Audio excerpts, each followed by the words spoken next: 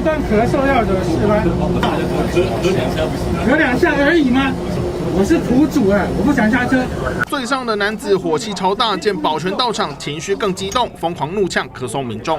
他现在也没咳嗽了，没有咳嗽，事情已经结束了啦，我已经到了啦，你不用跟我讲这些了。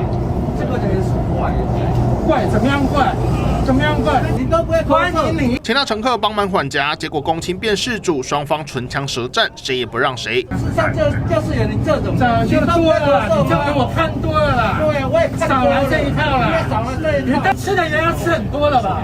事发在北捷红线往淡水方向，15号下午6点多，车厢内穿衬衫的男子怒控旁边民众不断咳嗽，不止叫来保全和站务员，甚至打电话报警。其他乘客看不下去，上前好言相劝，但男子像是吃了炸药，大声狂呛，爆发激烈口角，全车的人都看傻眼。太过分了，看对方的态度，我是觉得都可以包容的。是小题大做，对，如果你觉得不能接受的话，你就换一个车厢。事后双方互不追究，自行离开捷运站。只是密闭车厢咳嗽的确让人不舒服，但有话好好讲，真的没必要把气出在别人身上。记者杨宗胜、周嘉文、陈冠宇台北报道。